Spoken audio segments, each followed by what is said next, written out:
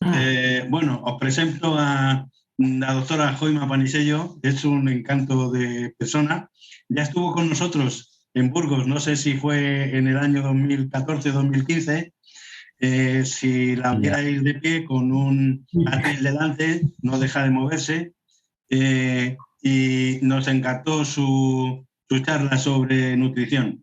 Hoy la hemos planteado, con independencia de que nos hable de lo que mejor le parezca, que nos dé alguna clase magistral sobre algunos trucos o lo que corresponda para intentar, a través de la nutrición, no solo estar nutridos. Si podemos aprovechar esta sesión para conocer algún truco que nos reporte algún beneficio adicional en los traumas adicionales que nos ocasiona la patología, tanto en el reflujo como en el estreñimiento, como en la hinchazón abdominal, pues bienvenido sea. Somos todo tuyo, Juan. Buenas tardes a todos. Muchísimas gracias por invitarme a estar hoy aquí. He llegado justito de trabajar y pensaba, Dios mío, que faltan 5 minutos, que llegue a tiempo. Entonces, bueno, deciros que es un honor estar y que me gustaría estar presencialmente, como estuve en Burgos, pero que los tiempos de pandemia no nos dejan desgraciadamente hacer. Entonces, voy a intentar compartir pantalla, si me lo permitís, un segundo. A ver. Correcto. ¿Sí? Bien, perfecto. Hay un concepto que es muy importante, que va a ser la importancia de la alimentación. Y yo creo que no lo estamos haciendo todo lo bien que tenemos que hacerlo, porque realmente es muy difícil, ¿eh? O sea, no estoy en absoluto criticando a ningún profesional ni nada, pero el manejo nutricional es muy difícil, pero es muy importante. Yo en esta presentación, pero vaya, si queréis preguntar y que lo hagamos de forma... Yo ahora os voy a decir un poco cómo lo he esquematizado yo. Pero si vosotros queréis, si me permitís tutearos, ¿os puedo tutear o preferís el usted? Por Dios, sí. Bien. Si preferís hacer preguntas que vayamos contestando, lo podemos hacer también. Yo aquí lo había dividido en una pequeña introducción y luego ver la importancia que va a tener la desnutrición, que tiene unas causas, por tanto, entender muy bien todas las causas, qué consecuencias tiene. Ver que muchas veces no nos damos cuenta y cuando el paciente es diagnosticado ya es un paciente desnutrido. Por tanto, ya en la primera visita hay que hacer una muy buena evaluación nutricional y esta evaluación tiene que ser continuada, ¿de acuerdo? Muy seguida para luego irnos adaptando. Entonces, bueno, yo había puesto como segunda parte esto que os estoy diciendo, ver qué objetivos nutricionales vamos a tener, la gran importancia de la disfagia, que la conocéis mejor que yo vosotros, y que luego no solamente esto, sino que hay algunas alteraciones que no solamente van a dar mala calidad de vida, sino que van a estar muy presentes, como son el estreñimiento, como son la distensión abdominal, etcétera, y es difícil manejarlas. Entonces, dentro de lo que es la nutrición, uno se pregunta, ¿qué dieta? ¿Qué tanto por ciento? ¿Hago una dieta rica en proteínas, rica en hidratos de carbono, rica en grasas? ¿Cuál es la mejor según los conocimientos que tenemos hoy en día?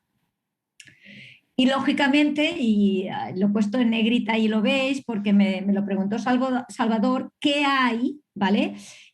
Respecto de la dieta enriquecida en aminoácidos. Seguro que habéis oído hablar de la dieta enriquecida en aminoácidos ramificados. Leucina, no sé si os suena leucina, isoleucina, valina, ¿vale?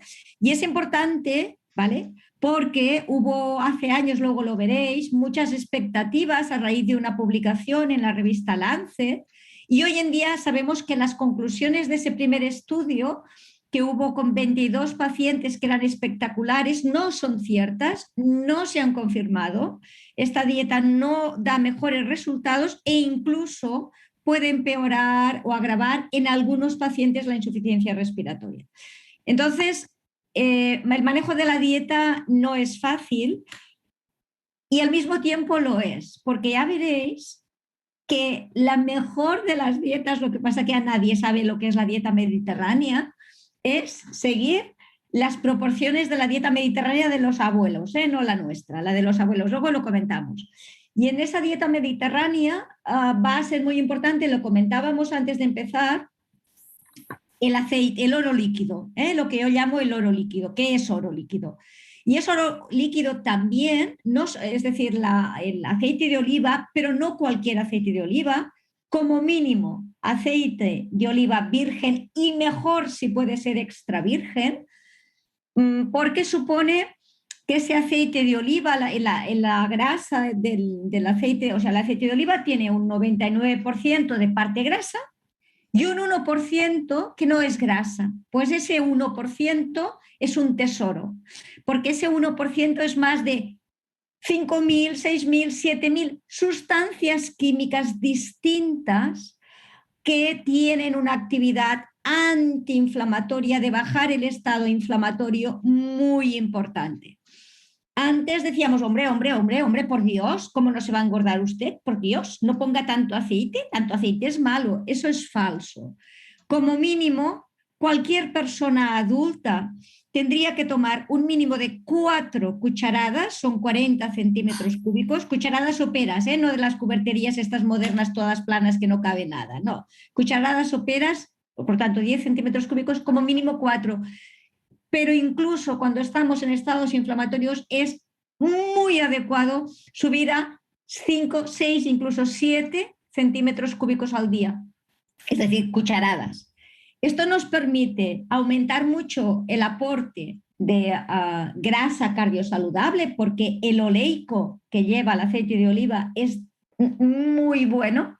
Luego veremos, os puedo comentar un poco por qué.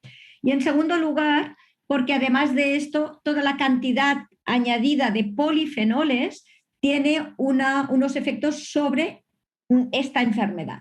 Entonces, además, hoy en día sabemos, con máximo nivel de evidencia, que aquella persona que consume, que aumenta esa cantidad de aceite de oliva de estas características, virgen, pero mejor virgen extra, va a disminuir y lo mantiene durante un par de años, el hecho de mejorar la dieta mediterránea con este consumo de este tipo de grasa, luego podemos comentar el de los frutos secos, sobre todo nueces, evidentemente trituradas, mezcladas con, etcétera, etcétera, va a disminuir el riesgo cardiovascular, la posibilidad de presentar ictus, de presentar infarto agudo de miocardio, un 30%, va a disminuir prácticamente a la mitad el riesgo de devenir diabético, va a disminuir la fibrilación auricular, porque a veces, el otro día una paciente me decía, no, si mi marido, además de ELA, le hemos encontrado una placa en la carótida y ahora lo que me preocupa es que no me vaya a hacer un ictus. Es decir, a veces nos olvidamos de que hay otras enfermedades que también tenemos que cuidar. Por tanto, ya veremos algunos comentarios sobre esto. Y luego, lógicamente, muy importante, la suplementación. La suplementación, tanto cuando es necesaria y nos estamos alimentando por boca, como las alternativas, es decir, la nutrición enteral. Lo estábamos comentando antes de empezar. Yo creo que uno de los grandes errores, no solamente yo, sino los profesionales, pensamos que uno de los grandes errores que estamos haciendo con los pacientes que sufren la ELA, esclerosis lateral amiotrófica, es retrasar la colocación de una PEC, es decir, retrasar la gastrostomía. Como decía antes Salvador, no le habéis oído, ¿no? Si yo ya no tengo hambre, si a mí ya no me apetece la comida, si yo ya he llegado tarde, efectivamente. Por tanto, yo creo que ya en las primeras visitas, desde muy, muy, muy al inicio, tenemos que hacer, evidentemente, una muy buena evaluación nutricional, pero además, desde el primer momento, tenemos que hablar de esta posibilidad con total naturalidad, porque no es que si yo me pongo una gastrostomía voy a tener que comer por ahí y no podré ir al restaurante. Por Dios, yo podré comer por ahí, podré comer por boca Y por tanto, muchas veces, durante mucho tiempo, la combinación de utilizar una vía o de utilizar la otra va a hacer que no pierda peso, va a hacer que no esté sarcopénico, que mi masa muscular no disminuya tanto, y porque cuando ya me ha pasado es muy difícil echar para atrás, ¿vale? Entonces, bueno, pues yo he puesto un poco este tema, cuándo la proponemos, por qué la proponemos, por qué no hay que esperar, que si esperamos demasiado y nuestra capacidad respiratoria, la capacidad vital disminuye por debajo del 50%, nos pueden decir, ahora no la podemos poner, ya lo comentaremos después. Y luego mitos y preguntas. Y también le comentaba antes a Salvador, que ha habido revisiones muy, muy recientes de este año sobre cada uno de las cosas a nivel de dieta, pero a nivel de cosas muy concretas, como puede ser la utilización de cúrcuma a través de la alimentación o con suplementos o de Q10 o de las grasas, etcétera, etcétera, o de la probiota o la microbiota o el microbioma intestinal. Hoy no vamos a tener tiempo de todo esto, si nos quedarán cosas de este tipo, de los probióticos, de lo que sabemos hoy en día, lo podemos ver otro día, si os parece bien. Vamos a empezar en la pequeña introducción y sí que es importante deciros, y de verdad que quiero remarcarlo, a veces muchos pacientes me dicen, no, es que a mí me gustaría yo escoger el suplemento, y porque a todos nos dan el mismo. Y esta frase la he oído centenares de veces, ¿no? Lo que no me gustaría es que esperáramos de esta charla no, ni puede, ni debe sustituir el papel de los profesionales. El papel del equipo de nutrición es básico, absolutamente básico, porque hay muchísimas cosas que se deberían tener en cuenta. Y cuando digo cosas, quiero decir, no es lo mismo un paciente con una función renal perfecta y un filtrado del riñón de 90, o otro que tiene un filtrado del riñón de 60 y por tanto las proteínas tenemos que ir con cuidado e incluso disminuirlas un poco. Por tanto, es imposible es decir, ya le es difícil para un profesional de la salud que no sea experto en nutrición gestionar este tema, mucho más para familiares. Pero sí, tener conocimientos es importante porque facilita tomar decisiones compartidas y poder prever cosas que es necesario saber. Es necesario saber que si yo estoy utilizando una gastrostomía y paso, por ejemplo, un suplemento mucho más rápido, esto me va a provocar diarrea. Que si un suplemento lleva mucha cantidad de hidratos de carbono, excesiva cantidad de hidratos de carbono, a veces no lo damos por muchas razones, pero una de ellas es porque puede aumentar la producción de anhídrido carbónico y por tanto deprimir el centro respiratorio. Es decir, hay muchas cosas que necesitamos saber. Evidentemente, desgraciadamente, no hay una dieta que nos cure la enfermedad, así como, por ejemplo, hay dietas que, aunque no curan una enfermedad, hay dietas que no curan la enfermedad, pero digamos, la hacen perfectamente manejable, como pueden ser los errores de metabolismo. Hay niños que nacen con fenilcetonuria, por ejemplo, y que si yo les doy una dieta baja en proteínas, quitando algunas proteínas, estos niños van a estar perfectamente bien, van a llevar una vida normal, mientras que si les dejo esa dieta con proteínas, van a tener convulsiones, van a tener retraso mental, van a tener muchísimas patologías. En este caso, una dieta prácticamente no cura, pero nos está sirviendo para gestionar esta enfermedad. Hay otras enfermedades en donde no es así, pero sí me sirve, wow, para realmente poder optimizar un control. Por ejemplo, si yo tengo pacientes con enfermedades mitocondriales y en un momento dado tengo un niño o una niña o un adulto que me está siendo muy difícil manejar la epilepsia, yo puedo utilizar una dieta que provoca acetona. ¿Sabéis lo que es una dieta que provoca acetona? Vale, una dieta que provoca acetona, me podéis cortar en el momento que queráis o le vais escribiendo a Salvador y Salvador me para, ¿vale?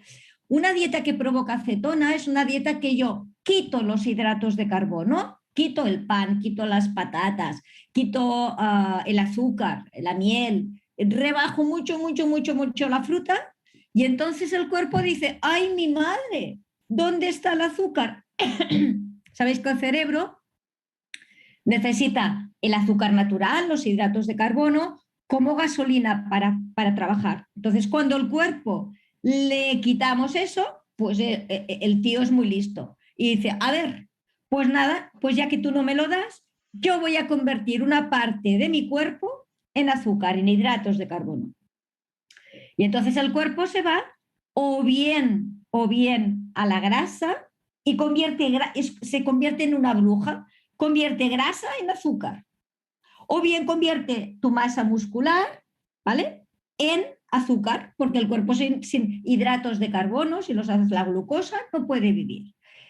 Esto lo veis, todos los padres saben que a veces los niños les hueles y dices, uy, tiene cetona. No sé si cuando eran pequeños han dicho, uy, que tiene fiebre, uy, ya tiene cetona, le da un vómito y un aliento. Ese aliento es la cetona y es la sustancia que cuando el cuerpo hace de bruja y convierte el azúcar, las proteínas en azúcar o la grasa en azúcar, produce esa sustancia que la elimina por el pipí, por el aliento. Pues esa sustancia es un antiepiléptico. Maravilloso. Entonces dices, pues vale, pues venga, vamos con 4 fármacos y no responde este niño, pues le voy a dar una dieta con cetona. Y en catalán decimos oli muy llum, o sea, es genial, ¿vale? Vale. Pues estos serían 3 ejemplos o 2 ejemplos, uno de fantástico con dieta, enfermedades metabólicas, bastante bien con dieta, controlo epilepsia, aunque no curo epilepsia. Y nosotros, a los pacientes que sufren ELA, estamos en enfermedades que mejoran mucho, pero no las curamos, ¿de acuerdo? Por tanto, lo vamos a ver, pero tenemos que tener presente que esa alimentación es básica para abordar estos 2 grandes aspectos, ¿vale? Que vamos a ver. Por tanto, a ver si me pasa aquí. Por tanto, fijaros que, como os decía, hay estudios que nos dicen que casi la mitad, entre 30 y 50% de los pacientes, si los miramos bien en el momento que les hacemos el diagnóstico, otra cosa son los retrasos en diagnóstico, otra cosa es que los médicos, pensad que los médicos, por ejemplo, han visto muy pocas veces un paciente con esclerosis lateral amiotrófica. ¿Y cuántas veces hemos visto un paciente que tiene una alteración de la voz y le dicen, y lo envían al otorrino o lo envían a tal, porque nadie piensa, ostras, que esto o esta dificultad para tragar o esta voz aflautada o este reflejo que estoy a la exploración me está saliendo no es normal, o este bronquítico crónico. Yo recuerdo mi experiencia, mi primer diagnóstico de ELA fue a las 4 de la mañana. Yo había acabado mi residencia, era mi primera plaza de adjunto de medicina interna. Me querían matar después, pero bueno, es igual. Me fui no vamos a decir nombres lógicamente, pero me fui a un hospital pequeño que fue el donde me dieron plaza, para el hospital intermedio. Y mi primera guardia me llaman a las 4 de la madrugada y me dicen, doctora Panisella, ¿puede bajar a urgencias? Pues sí, claro, faltaría más. Un bronquítico crónico que no se quiere ir a casa. Ya la hemos mirado y está bien y no se quiere ir a casa. A ver, échale un vistazo a usted, como que mándelo a casa. Y yo veo, un señor que ha venido 4 veces a urgencias y no sé cuántos días, ya no vamos bien. Un señor que ha venido 4 veces a urgencias, de entrada necesitaría, quedarse, porque algo tiene y no lo hemos visto. Esto ya de entrada. Pero bueno, me lo miro y la enfermera, como, bueno, las compañeras dicen, a ver, doctora Panisella, que es que este señor se quiere quedar aquí porque aquí se cree que esto es el hotel y tal y cual. Lo miro y yo le digo, oiga, buenos días, no sé qué, cuénteme qué le pasa, revisé toda la historia y le digo, mire, usted es bronquítico crónico hace muchísimos años, sabe más que yo de bronquitis crónica. Y usted sabe perfectamente de reagudizaciones viniendo a este hospital, pero si ha hecho usted un mogollón. Por tanto, ¿usted qué nota de distinto? Dice, mire, que yo hasta neumonía he tenido y yo no respiro como antes, a mí me cuesta más. Y yo pensé, wow, importante. Y evidentemente le exploré. Y cuando le exploré, vi que había un signo de fallo de motoneurona y puse orientación diagnóstica, descartar esclerosis lateral amiotrófica, ingresado. Y no se ahoga porque tenga una bronquitis crónica, que también. ¿Vale? Me querían matar, sí, hombre, esta mujer que viene del gran hospital y se cree que hay ELAs por todas partes. Y la tenía. ¿Vale? ¿Qué quiero decir con esto? Es difícil porque vemos pocas, porque los médicos de primera línea ven muchas hipertensiones y muchas diabetes, pero pocas ELAs, y probablemente la formación que damos, el continuum, a veces no es todo lo importante. Y en ese momento, y yo recuerdo que en ese momento le dije, mire, yo ahora son las 4 y las 5, entonces ya eran de la mañana, yo ahora le tendría que hacer una evaluación nutricional, digo, pero ya se la haremos mañana, ¿le parece bien? Porque a las 5 no vamos a hacer una evaluación nutricional, ya le preguntaré mañana cuánto pesaba, etcétera, etcétera. Por tanto, la desnutrición, ¿qué causa? ¿Qué narices hace que la mitad de pacientes cuando los diagnosticamos prácticamente ya están desnutridos? Hay muchas causas y luego esta desnutrición progresa y además progresa casi veces sin darnos cuenta. Y hay un mogollón de causas, lógicamente. Una de ellas va a ser el atragantamiento. Por tanto, si yo noto que me atraganto, pues lógicamente voy a pensar, a ver si atragantando me voy a ahogar y por tanto como menos. Me canso y por tanto este cansancio hace que dices, no, para, ya tengo bastante, ya no voy a comer más, ¿no? Ya me estoy cansando, tengo dificultad para respirar, pero hay más cosas, hay poco apetito, hay muchas veces un cuadro lógico. Entonces, lógicamente, la depresión, el estrés, el montón de medicaciones que podemos estar tomando también van a ser un cofactor de la desnutrición. Pero cuidado, una de las grandes cosas que la gente se olvida, y cuando digo la gente, incluso a veces los profesionales nos olvidamos y los familiares también, a veces es, oye, pero si no se mueve, si casi no hace menos ejercicio, no, perdón, parece que hace menos ejercicio, pero hace mucho más ejercicio que nosotros porque tiene una situación de hipermetabolismo. Entonces, fijaros que los factores que favorecen es esa dificultad para tragar, pero es que además tiene un hipermetabolismo porque tiene fasciculaciones, porque el tono muscular está aumentado, porque hay mayor trabajo para respirar, porque va a pillar muchas más infecciones respiratorias, porque tiene un estado inflamatorio. Imaginaros el paciente que tiene una esclerosis lateral amiotrófica, es un paciente con un estado inflamatorio crónico, con sustancias químicas reactivas que están ahí causando un hipermetabolismo, etcétera. Muchas veces también esa gran cantidad de cialorrea que tiene. También pensad que a veces, mientras el paciente está comiendo, tiene episodios de desaturación, baja el oxígeno, se ahoga. Todo esto hará que no aproveche tanto los alimentos. Bueno, es que vamos a imaginaros que nos atan las manos y nos dicen, ala, vete cortando pan y sello tu comida. Perdona, la manipulación, el si lo he cortado, no lo he cortado, si me lo han dado cortado, que lógicamente las familias lo hacen, pero todo esto... Vale, un segundo, porque... Si quieres te leo unos comentarios que hay aquí por el chat, ahora que hemos parado. Sí, sí. Un comentario dice que está totalmente de acuerdo con el planteamiento precoz de la colocación de la gastrostomía, mejor cuando a nivel respiratorio haya un buen estado para la sedación sin riesgo. Y luego hay una pregunta que dice que ¿qué opina del aceite de coco? Se dice que es fungicida y se puede tomar una cucharadita al día. Vale. Si queréis, aprovecho para ir contestando estas preguntas porque a lo mejor así es más ameno. Dos cosas. Luego lo veréis, pero la colocación precoz de la PEG para mí es básica. Y todos tendríamos, insisto, que ya la primera visita plantearlo de forma distinta, empezar a hacer que la gente la utilice al principio poco para algunas cosas, luego más, luego menos, que juegue casi, o sea, casi tiene que ser, no aquello de yo aguanto el tiempo que sea y luego ¡pam! Porque, como muy bien decía, no sé quién ha hecho el comentario, si yo pierdo funcionalidad, es decir, si a mí me hacen la pregunta, bueno, ahora no la quiero, pero yo el día que me decida, en todo momento tengo opción a PEC. No, no porque te vayamos a decir que no, sino porque te diremos que no, porque tienes que tener una capacidad vital respiratoria que permita hacer esa sedación. Si la tienes inferior al 50%, no te la vamos a poder ofrecer.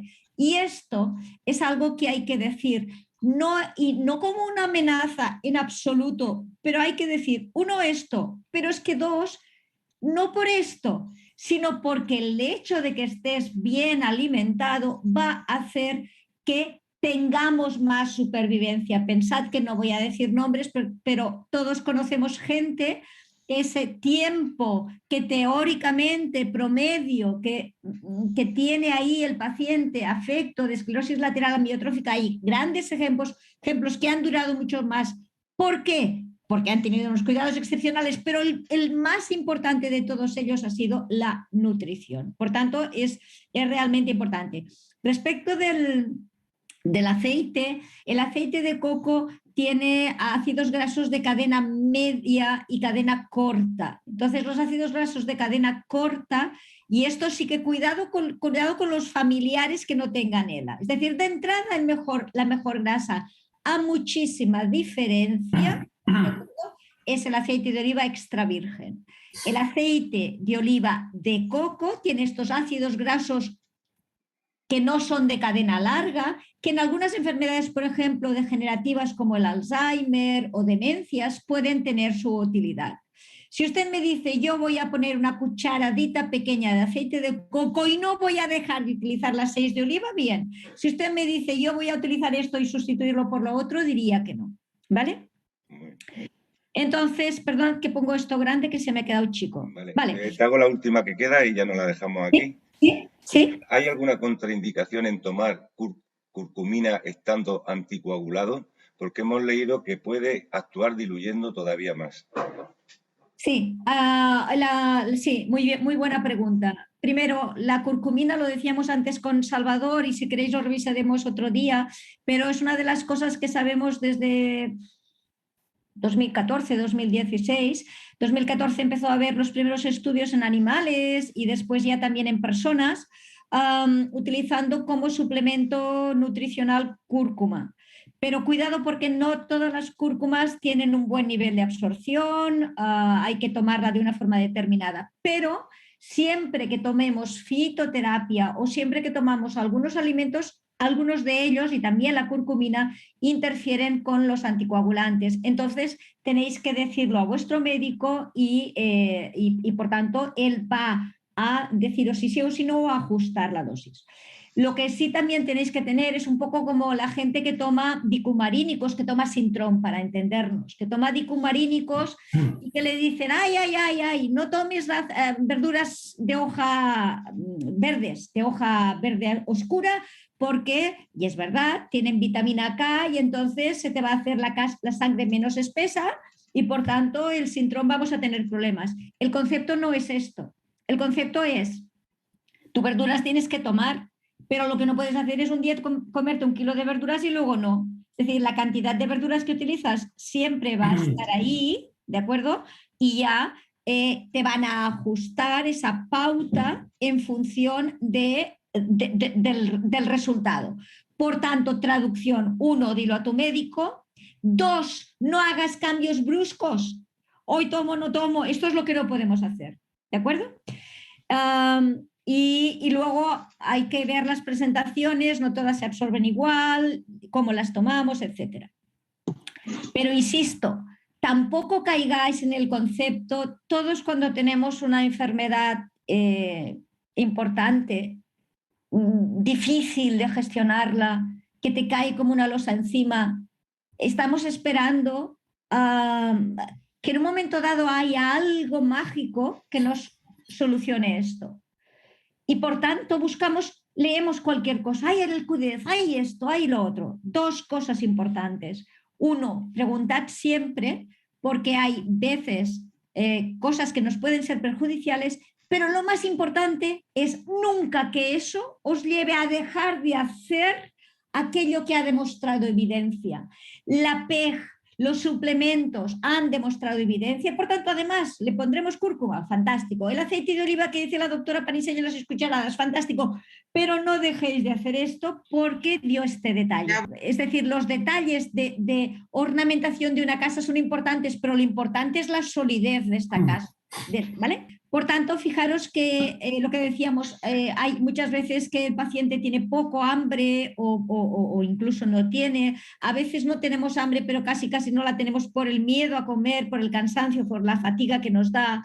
Muy importante el tema de las posturas, lo sabéis perfectamente bien. Yo creo que esto es algo que todos los pacientes y todos los cuidadores y todos los familiares tienen muy claro. Pero ojo, el sistema autonómico del paciente con ELA. El sistema autonómico, ¿qué narices es? El sistema autonómico es los nervios que inervan mi tubo digestivo. Los nervios que inervan, sabéis que la enfermedad no solamente afecta a las neuronas del sistema nervioso central, sino también del sistema nervioso periférico y del sistema nervioso autonómico y del tronco del céfalo. Por lo tanto, mi tubo digestivo, el sistema autonómico que tiene que estar ahí haciendo que este estómago, este intestino se mueva, vacíe, funciona muy mal y por tanto una de las consecuencias va a ser esta distensión. Salvador me decía el otro día, claro, es que la gracia que te hace alguien que llevaba una talla, la que sea, 42, 44 y de golpe la barriga se le hincha y dice, ese no soy yo, ¿vale? Esto en parte es por la gastroparesia que existe, pero a veces también por la forma en que hemos puesto los alimentos, la hemos pasado demasiado rápido. Si pasamos, por ejemplo, un suplemento demasiado rápido a través de la PEG, puede dar diarrea, pero a veces puede dar distensión también. Por tanto, recordad que los problemas de vaciamiento gástrico van a dar estreñimiento, pero también van a dar esa hinchazón. La depresión y ansiedad y a veces también hablar, el expresar las necesidades va a hacer que sea un factor de dificultad para la alimentación. Y por tanto el paciente va a perder peso, pesarnos, tener el registro de peso es muy importante, porque el tener una mala nutrición sin duda va a hacer progresar mucho más rápidamente la enfermedad. Y por tanto los familiares están ahí en esa lucha y es muy correcto que así lo hagan, en esa lucha de mantener el peso, ¿de acuerdo?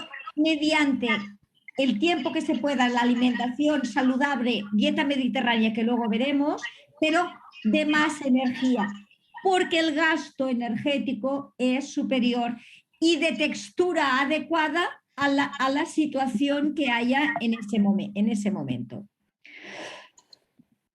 Fijaros que cuando yo tengo estas causas de malnutrición, pero es que cuando yo esté malnutrida, van a bajar las defensas, ¿vale? Otra de las cosas importantes es, y media España tiene déficit o más de media, de España y de los otros países mediterráneos, tenemos déficit de vitamina D.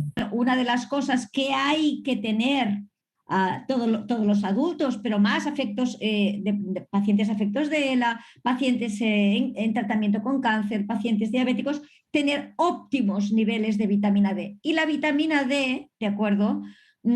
Siempre decimos el sol, sí, vale, el sol hace sintetizar, pero para que el sol sintetice bien la vitamina D, el rayo tiene que ser perpendicular, tendríamos que estar en el trópico, 90 grados. En España estamos a una latitud de 20 y pico y por tanto estimula relativamente poco. A esto a veces nos ponemos cremas protectoras, estamos un poco encerrados, pero sobre todo el factor más importante es esto, es el ángulo en que estimula.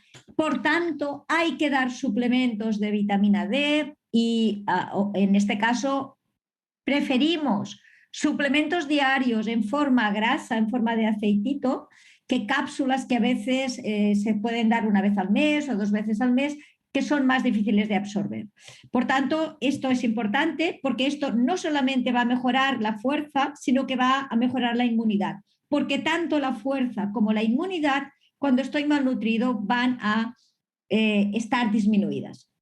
Y por tanto, esto va a deteriorar el curso evolutivo, esto va a hacer que mi familiar o yo, si la tengo yo, esta enfermedad vaya más deprisa. Por tanto, es muy importante porque la malnutrición, o sea, es el factor independiente más importante de calidad de vida y de tiempo que vamos a vivir. Por tanto, esto es básico.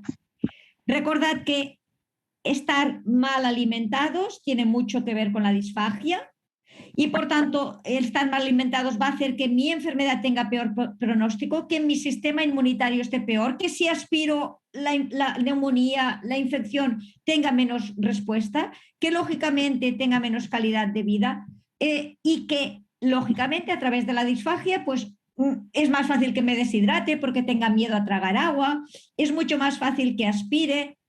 Y, lógicamente, si aspiro y hay una microaspiración, voy a tener menos capacidad ventilatoria. Si además hago infecciones respiratorias, todavía más. Por tanto, es básico. Por ejemplo, una de las cosas, seguro que vosotros lo sabéis todos, seguro, pero, por ejemplo, una de las cosas que es, por ejemplo, mi madre ahora tiene disfagia, ¿vale? No por la ELA, por otra enfermedad neurológica. Y tiene disfagia. Bueno, pues su médico muy bien le dio el espesante. Pero nadie le ha enseñado algo tan sencillo, porque le dije, mira mamá, te han enseñado que haciendo así, hay un reflejo de devolución mucho más importante. Nadie cuando estamos comiendo, estamos mirando allá y nadie baja la cabeza. Pues a mi madre tienen que, se lo he enseñado yo, pero a una de las cosas más tontas que tenemos que enseñar es esto. Hay una serie de cosas sencillas, pero que nos permiten facilitar esto. Ahora lo veremos. Quiero o me gustaría que nos quedáramos con algo que tiene más de 2 décadas de conocimiento y es esto. Fijaros, allí tenemos, aquí en este momento, tenemos todo un grupo de pacientes afectos de ELA. ¿Veis esta flecha mía que estoy moviendo? Esto es mi dedo. Y aquí, bueno, no tenemos... Estos son el tiempo de duración de vida, ¿de acuerdo? Y fijaros cómo aquí tendríamos, por una parte, los pacientes que están bien nutridos de los pacientes que no. Fijaros que esta línea de aquí, que estoy señalando con la flecha, son pacientes con ELA, pero bien nutridos, no tienen desnutrición. Estos es el grupo de pacientes que están desnutridos. A medida que bajamos, esto es la proporción de pacientes que van a sobrevivir, es decir, que van a seguir viviendo. Fijaros cómo aquí hay algún fallecimiento, pero fijaros cómo hay una gran diferencia entre los que fallecen y fijaros la otra línea, la gente desnutrida, cómo el fallecimiento es muchísimo más rápido. Fijaros la diferencia, estos son días de un grupo a otro grupo.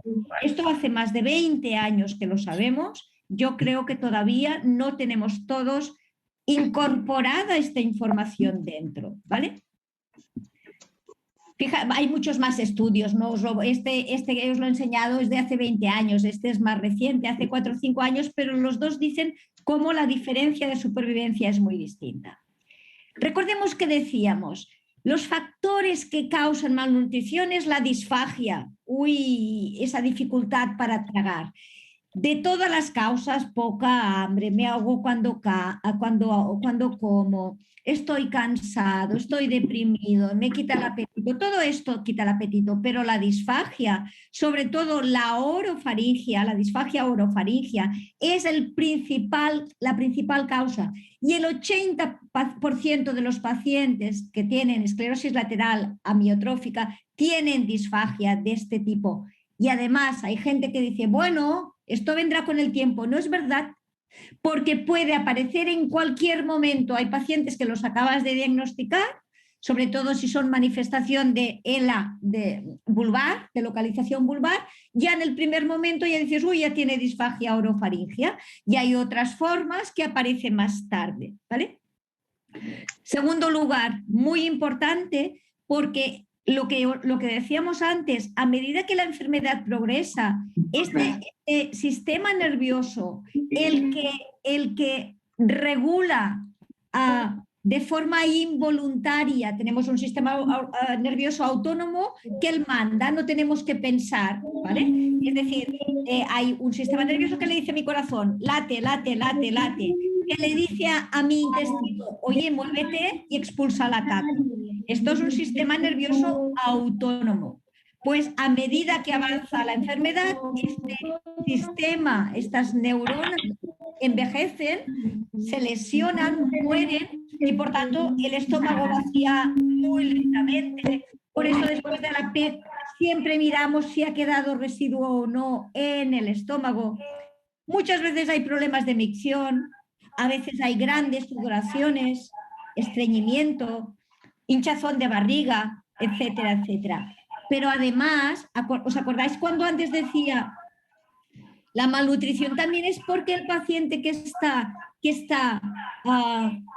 con afecto de ELA puede estar consumiendo, no os voy a decir más que Rafa Nadal, pero casi, casi. Es decir, tiene dos cosas que hacen que están ahí, que es, uno, las mitocondrias de sus células, que sabéis que las mitocondrias es una parte de la célula, esto es la célula y tenemos pequeñas mitocondrias. Las mitocondrias son la fábrica de energía de las células. De hecho, estas mitocondrias son bacterias que hace millones de años se metieron en una célula más grande y permitieron la evolución. Pues estas fábricas de energía funcionan anómalamente y hay un estado inflamatorio crónico. Estas especies reactivas de oxígeno, ese estado proinflamatorio que decíamos que el aceite de oliva compensa.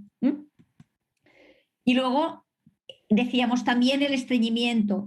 El estreñimiento es muy, muy, muy frecuente. En el momento del diagnóstico, la cuarta parte ya lo tiene y luego con la evolución aparecerá muchas veces más.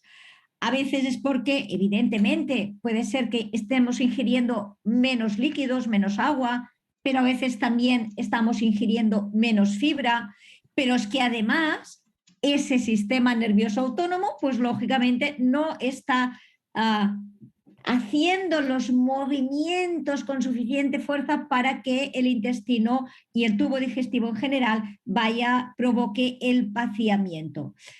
Lógicamente, si se queda ahí la comida estancada y no avanza, pues lógicamente yo con 4 cucharadas yo ya no tengo hambre. De ahí que siempre digamos, come poco y frecuente. Primero, porque te vas a cansar menos. Segundo, porque como se queda un poco ahí estancada la comida, te sacias con más facilidad.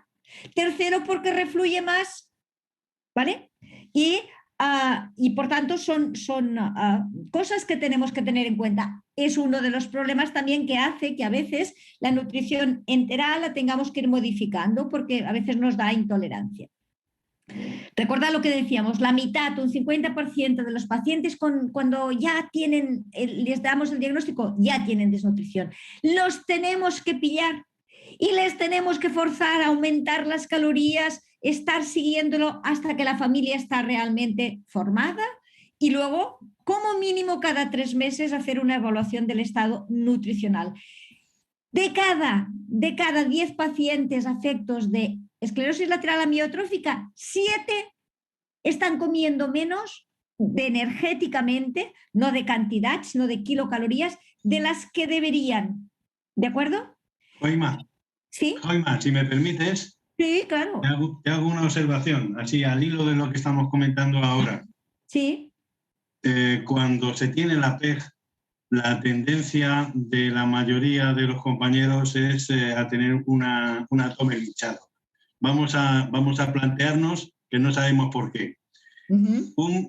Es un disparate, Joima, tan grande que dificulta mucho la movilidad y que puede tener, desde el punto de vista lego, 2 causas.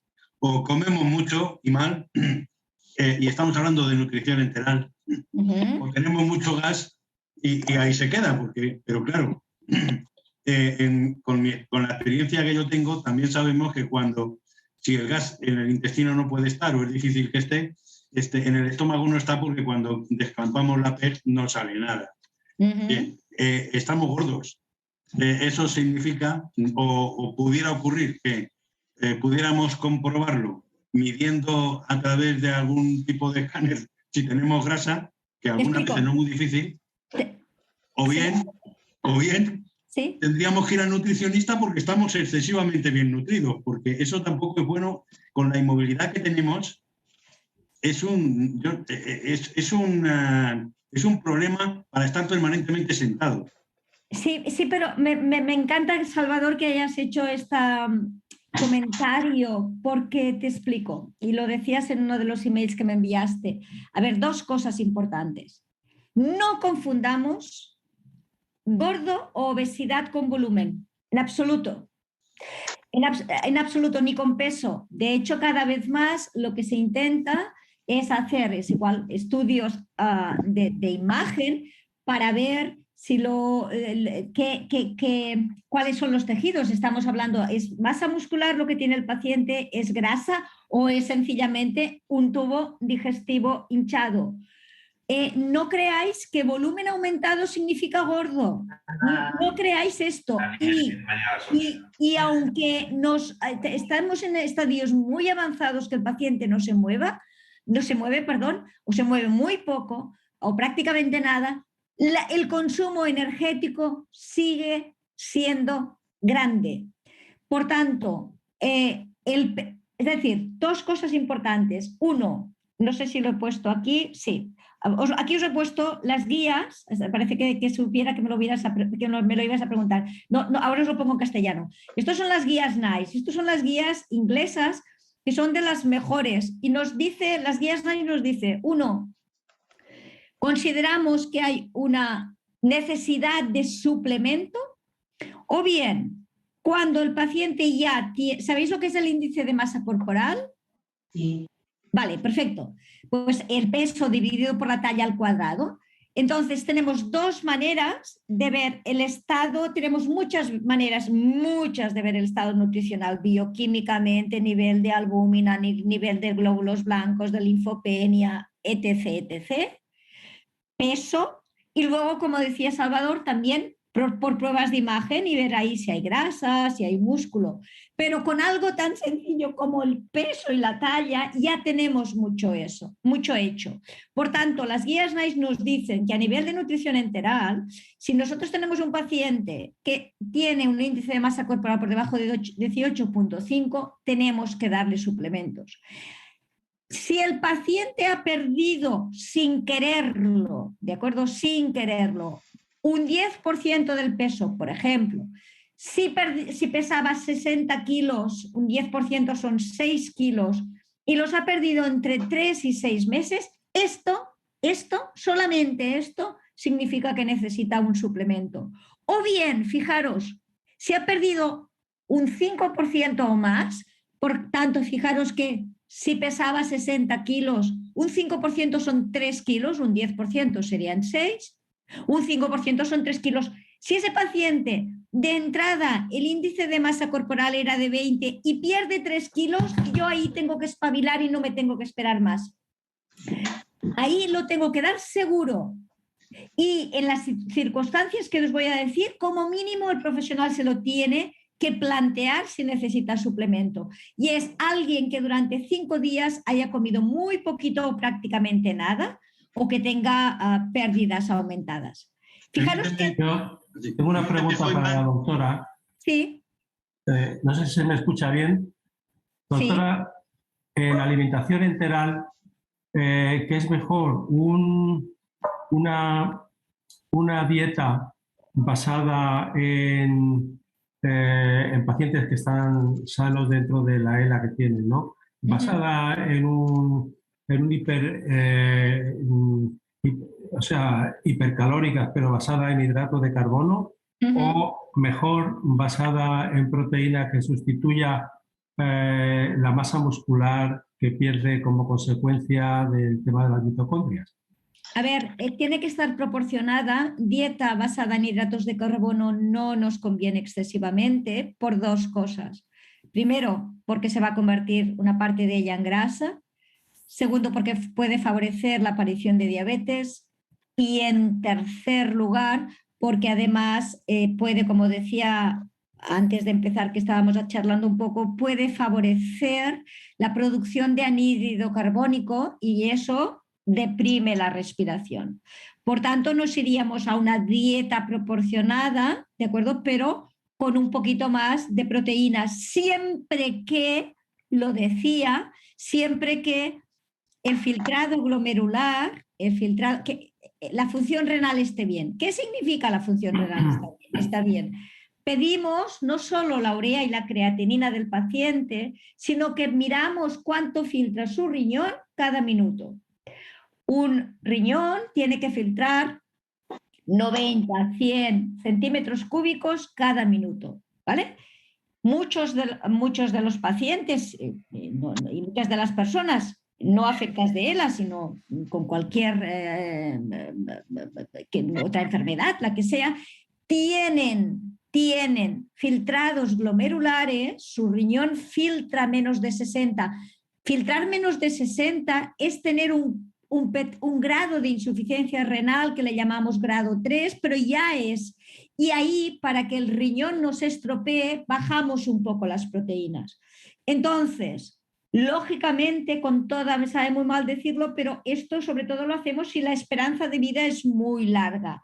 Aquí el punto de corte no lo hacemos en 60, pero si un paciente tiene un filtrado de 40, yo tengo que ir con mucho cuidado de forzar demasiado las proteínas. Por tanto, quedaros con el concepto de que tiene que estar equilibrada, nos vamos un poco más a ese suplemento proteico por lo que estábamos diciendo, ¿de acuerdo? Y que lógicamente, y luego lo que os decía, el objetivo va a ser mantener el peso o bien, si se ha perdido peso, recuperarlo. Solamente en pacientes realmente obesos, con un índice de masa corporal superior a 30 kilos por metro cuadrado, con una inmovilidad total, podríamos ir a intentar reducir grasa, pero controlando que sea grasa lo que pierden y que no sea masa muscular, y por tanto con un seguimiento muy, muy, muy específico de la unidad de nutrición, no haciéndolo la familia, ¿vale? Recordad que los conceptos de la alimentación tienen que ser siempre suficiente y segura, y muy importante. ¿Os acordáis cuando antes os explicaba la dieta de cetona para los niños con epilepsia? ¿Qué os he dicho yo? Yo os he dicho, si en un momento dado no llega azúcar, cuando digo azúcar no quiero decir el azúcar de la sacarosa, quiero decir la fruta, la verdura, un poquito de patata, un poquito de pan. Es decir, si en un momento dado a mí no me llegan hidratos de carbono, mi cuerpo se irá, echará mano de lo que sea. Y os he dicho, echará mano de la grasa o echará mano de los músculos, ¿os acordáis? Y va a destruir músculo. Imaginaros, por tanto, que yo necesito evitar largos periodos de ayuno. No voy a... esta cosa que ahora está de moda, y hay gente que me vino y dijo, ay, he oído que haciendo dieta intermitente a lo mejor la ELA podía mejorar. A ver, respiré hondo y no me enfadé porque no me tenía que enfadar, pero estuve a punto de asesinar. ¿Dónde habían sacado? No, al pobre paciente, lógico, a los que habían dicho esta fake news. Porque cuando yo estoy muchas horas sin comer, tú no te preocupes que tu cuerpo irá a buscar algo y lo primero, lo que buscará en la despensa será tu músculo. Y por tanto, voy a destruir más músculo. De ahí que las comidas en las que pongo un poco más de cantidad es la primera y la última, porque la primera me he pasado toda la noche sin comer y la última porque voy a estar unas horas sin comer. Entonces, de ahí que fraccionemos tantas veces, si podemos después de la cena al último momento poner un poquito más. Siempre, siempre, siempre evitad destrucción muscular, ¿vale? Muy bien. Hay unos comentarios en el chat que... ¿Sí? Dice, tracotomizado como yo, nos dejan de ver los nutricionistas, ni siquiera nos piden analíticas, ni siquiera para controlar el potasio que tengo pautado. Las tenemos que pedir nosotros. Dice, y al hilo de esto, ¿a qué se debe la bajada de potasio en muchos de nosotros? Dos cosas. Primero, yo creo que hay que reivindicar, y esto Salvador ya lo sabe, a un paciente cuando está traqueotomizado es cuando más lo tenemos que ver y por tanto el seguimiento nutricional tiene que ser durante todo el tiempo. Punto. Lo tengo clarísimo. Dos, el peso, el control de si hay distensión o no, de si hay estreñimiento o no. Si hay estreñimiento, pues decidimos si ponemos lactulosa o ponemos lactitiol o ponemos un poquito de parafina. O sea, hay 50.000 cosas que podemos hacer. O, por ejemplo, no vamos a entrar, porque esto ya sería para médicos, pero por ejemplo cuando hay una paresia del tubo digestivo y por ejemplo y hay esa hinchazón, hay 50 cosas que podemos utilizar, desde metoclopramida, que es el primperar típico, hasta incluso un antibiótico que es la eritromicina. La eritromicina es un antibiótico que estimula unos receptores de motilina y hace que el estómago vacíe mejor. Hay un montón de fármacos que os podría decir que ayudan a este vaciamiento y que vas jugando para que el cuerpo no se acostumbre. Vale. Entonces, todo este seguimiento lo tiene que hacer y luego, como tú muy bien dices, los iones, no solamente el potasio, el sodio, el magnesio, importantísimo, el calcio, ¿vale? Entonces, muchísimas veces pensad que por una parte la hipocaliemia se debe a veces a que hay distintas causas. Por ejemplo, hay pacientes que hacen diarrea porque a veces sencillamente pasas el compuesto demasiado rápido y hay una diarrea osmótica, en este caso es por pérdida. En otros casos porque no se absorbe lo suficientemente bien, en otros casos porque hay disbiosis. ¿Sabéis lo que es la disbiosis? ¿Disbiosis? Disbiosis es la flora intestinal. Sabéis que tenemos bichos, ¿no? en el cuerpo. Sabéis que nosotros tenemos flora, que son microbios que nos protegen en todas partes, en la boca, en la vagina, en el intestino. Y esta flora hay distintos tipos, igual que de sangre, de grupos sanguíneos, pues tenemos distintos grupos. Hoy en día sabemos que hay 4 tipos, sobre todo 3 importantes, pero 4 de enterotipos, de tipos distintos de microbios. Y hay unos microbios que favorecen la absorción de potasio, otros que no. Otros que lo que hacen es que absorbas muy bien las vitaminas, otros que absorbas todo y tengas más facilidad para engordarte, otros menos, ¿vale? Entonces hoy en día incluso se puede intervenir a nivel de flora intestinal, ¿vale? Pues en la sociedad en donde vivimos, la pobre flora la tenemos machacada. ¿Por qué? Porque la flora intestinal depende de muchas cosas. Depende primero que nazcas por cesárea, porque la flora sobre todo la adquiere cuando estás dentro de la barriga de tu madre, estás esterilizado, no hay microbios. Cuando pasas por la vagina, coges ahí microbios y luego la gente te toca, te besa, mamas y vas cogiendo microbios. Y al cabo de 2 años tú ya tienes tu flora y te va a acompañar el resto de tu vida, pero la puedes machacar. ¿Qué quiero decir con machacar?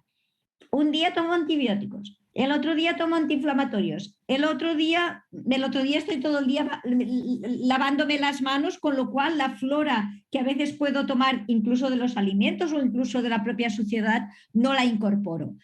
Y en un momento dado, la flora que me tendría que proteger la he perdido, queda muy poca.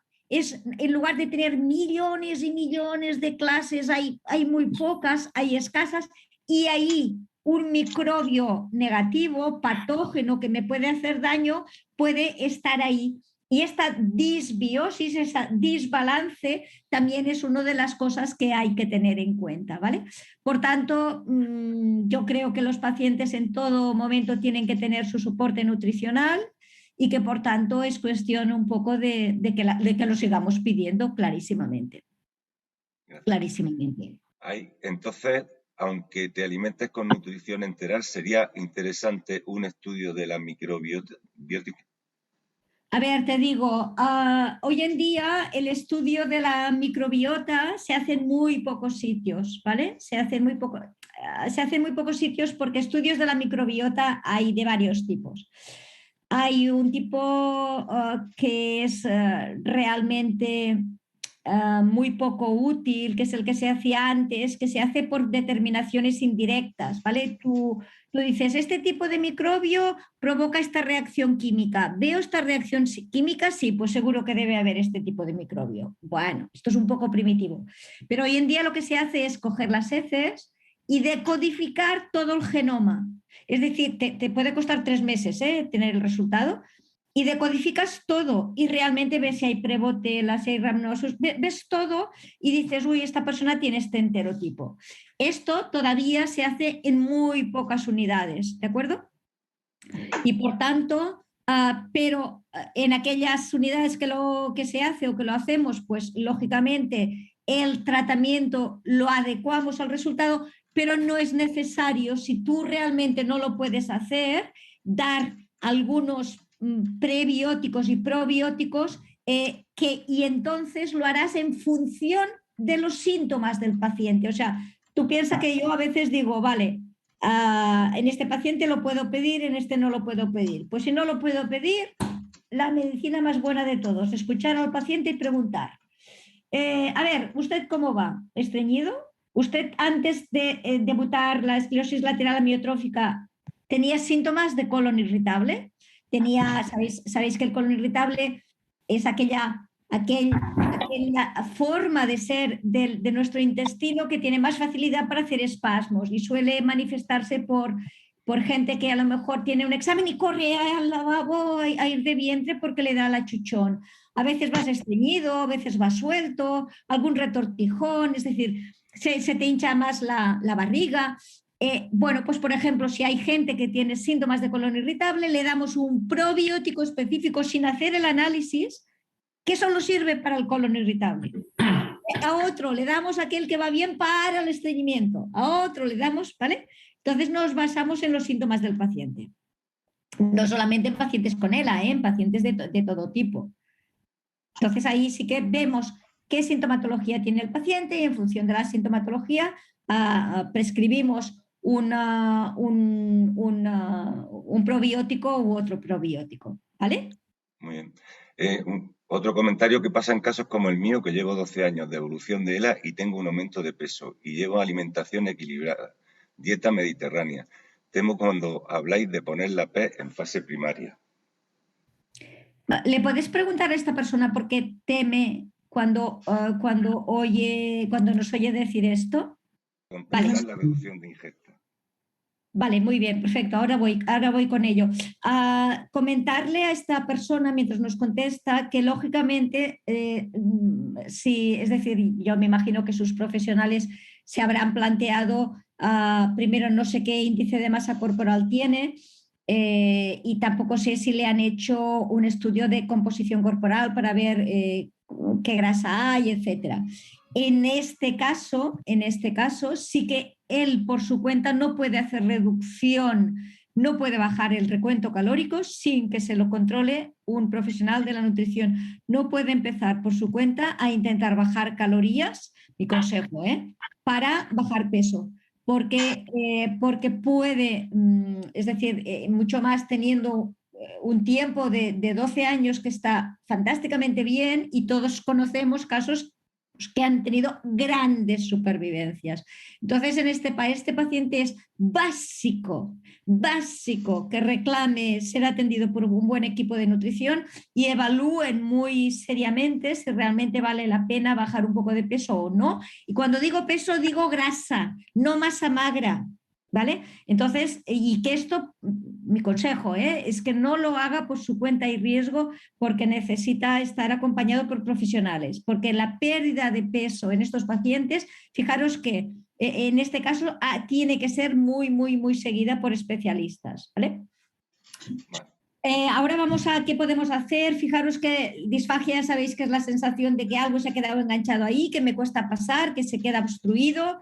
Esto no es una enfermedad, esto se da en muchísimas situaciones, enfermedades, se da en los pacientes que tienen esclerosis múltiple, en pacientes con Parkinson, en muchas otras enfermedades, ¿vale? Sabéis, bueno, no os voy a explicar las etapas de la devolución, pero la primera etapa es muy consciente. Yo cojo el alimento, me lo pongo en la boca, empiezo ahí a masticar, ¿de acuerdo? Pero a partir de este momento todo lo demás, la devolución y cómo baja el alimento ya no es voluntario, ¿de acuerdo? Entonces, fijaros que ¿por qué tengo que diagnosticar la disfagia? Porque hay pacientes que tienen disfagia y no son conscientes, porque si la tengo y yo no lo sé, me voy a desnutrir, voy a beber menos, porque pienso, que voy a atragantarme, se me quedan enganchadas las cosas, no es confortable. O porque puedo aspirar y por tanto tener infecciones respiratorias de repetición, lógicamente. Pero es que además, si estoy deshidratado y desnutrido, lo que os decía, voy a perder masa muscular, por tanto voy a perder capacidad funcional, si tengo una herida, pues alterarse la cicatrización, tener más escaras, etcétera, etcétera. La familia tiene que pensar, cuidado que puede ser disfagia cuando, dices, se le queda mucho rato la comida en la cavidad oral, o un poco de babeo, o se le cae alguna vez la comida, o dices, veo que está y que cuando va a tragar le cuesta empezar, ¿no? O sencillamente el tránsito va más lento. O cuando traga, tú miras o incluso puedes poner la mano y ves si sube la laringe. Si yo ahora trago, mi laringe ha subido y luego ha bajado. Si este movimiento de subir y bajar no es lo suficientemente amplio, aunque el paciente te diga, no me ahogo, no toso, no se queda nada enganchada, ya se lo puedes decir a tu profesional, porque esta falta de elevación puede suponer o puede estar diciendo, cuidado que empieza disfagia. Otra cosa, lo sabéis perfectamente bien, pues que te digan esto, ¿no? Hoy tengo la sensación de que se me queda enganchada, me viene tos, me atraganto, o muchísimas veces la voz húmeda. Es decir, acabo de tragar y es una voz húmeda, es como si se hubiera quedado un líquido allí, ¿no? Entonces, todo esto, o cuando estoy comiendo, veo que respira distinto, hay una forma de respirar distinta. Todas estas síntomas, esto que os he explicado, o que te diga, no me des agua, ¿sabes qué? No me des agua, porque sabéis que los líquidos siempre son mucho más difíciles de tragar que las cosas que son más sólidas, que pesan más, porque bajan por gravedad. Por eso ponemos los espesantes. Siempre hay que hacer un test de cribaje de la disfagia. Y hay uno, ¿lo conocéis, el test de cribaje de la disfagia que podéis hacer en casa? ¿No? Vale. Veo que, mira, os lo he puesto, luego si queréis, podéis entrar en este link que os he dejado. Y fijaros, es un test de 10 preguntas y sencillamente si la puntuación al final es más de 3, tienes que ir a tu médico para que te hagan las pruebas radiológicas para ver si tú o tu familiar tenéis disfagia. Entonces es muy sencillo. Fijaros que si entramos, ¿queréis que lo hagamos o sencillamente cada uno lo quiere hacer en casa cuando...? ¿El enlace es este que tienes aquí puesto? Sí. Bueno, yo creo que con eso vale. Pues nada, entráis y vais viendo. Mi problema... Espera, me quedo con el enlace. Me lo guardo. Hay una pregunta, un comentario de los espesantes. Dice, uso de espesante a base de goma de Santana, no de almidones, y medidas de protección de vía aérea. Bajando mandíbula, comer sin distracciones y comer más número de veces y menos cantidades. Matrícula de honor. Goma de Santana me va a ayudar a ir de vientre, ¿de acuerdo? Es uno de los mejores espesantes que hay. El aporte de fibra, por tanto, te va a ayudar a ir de vientre. Lo de bajar importantísimo, fantástico. Y luego no tienes el aporte de almidones de absorción rápida, ¿vale? Entonces, por tanto, lo que sí que es importante es si hacéis este test en casa con algún familiar y puntuáis más de 3, que se puede puntuar hasta 40, avisad a vuestro médico porque os tiene que pedir, tiene que hacer un cribaje de la disfagia. Tiene que hacer un cribaje de la disfagia, que son test validados para hacerlos y pedir pruebas, o bien una videofluoroscopia o una fibroendoscopia. Hay distintas pruebas para confirmarlo, muy importante. Siempre comidas pequeñas y frecuentes para evitar los atragantamientos, siempre fuera la televisión, fuera estar hablando de política o de lo que queráis. O sea, cuando como y me lo pongo en la boca y mastico y ahora bajo y trago y luego cuando acabe ya comentaré, importantísimo, esta comida automática que si estamos bien con el sistema neurológico es muy fácil, es dificilísimo de la otra manera. Sabéis que cambiando la temperatura de los alimentos esto también puede hacer que deglutamos mejor. Y luego, esto ya lo sabéis, pero realmente evitar todo aquello que se deshace, que se disgrega y que puede hacer que me atragante, igual que hacemos con los niños pequeños los 2 primeros años de vida, los trocitos de frutos secos, el arroz, la patatita frita, los polvorones, etcétera, estas cosas, ¿vale? Antes de volver a dar alimentos, si estamos dando el alimento, siempre comprobar que no quede ningún resto, porque si queda un resto y añado otra cosa, el que tengo en la boca se ha mojado ya con la saliva y por tanto son texturas distintas y voy a facilitar que se atragante más, ¿vale? Los cubiertos siempre intentar que sean pequeños, utensilios adaptados. Si no tenéis adaptados los de postres que digo yo, que no superen nunca los 10 centímetros de capacidad. Sabéis que no hay que beber en botella. Alguien me dijo, bueno, así nunca en botella. Bueno, a ver, si estoy en un sitio y solo tengo una botella, claro que puedo beber de la botella. Pero beber entonces es ponerme muy poquita cantidad en la boca, dejar la botella, bajar y tragar. Porque cuando bebo en botella la gente bebe y se lo traga. Esto es lo que no puedo hacer. A veces utilizamos pajitas. Recordad que la pajita es traidora. Porque primero tengo que sorber, tengo que tener una buena potencia muscular, pero no controlo bien qué cantidad me pasa a la boca y por tanto es bastante más fácil aspirar, ¿vale? Siempre lo que decimos del mecanismo de bajar la barbilla, el mecanismo de bajar la barbilla, importantísimo, de las cosas más importantes. Nunca dar de comer ni comer si estoy adormilado. A veces dicen, ay, para que tome un poquito más el último resopón antes de ir a dormir, pero ya está un poco dormido. No, hay que estar perfectamente despierto.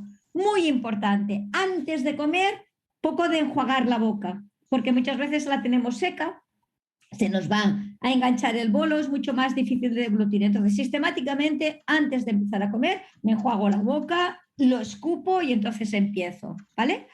Antes de comer es bueno a intentar, dentro de lo que se pueda, hacer ejercicios dentro de la movilidad que tenga yo en ese momento, de labios, de lengua, de mejilla, ¿vale? Para realmente decirle a mi boca, preparar los músculos de vas a recibir alimento, ¿vale? Lo de la televisión ya os lo he dicho, ¿de acuerdo?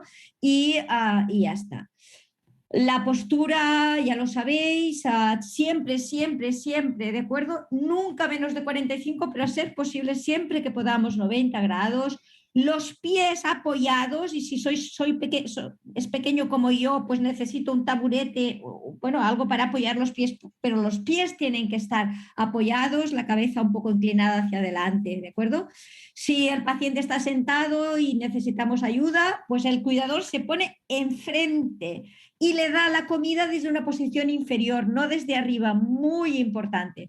Si le das la comida desde abajo, por ejemplo, a mi madre le cuesta mucho recordar esto que os decía, ¿no? Es que no. Pues le dije, o sea, vamos, la que esté dando la comida se sienta debajo. Entonces, claro, mi madre, es que sin pensar, baja la cabeza para que mi cuchara le llegue. Es una tontería, pero funciona de maravilla.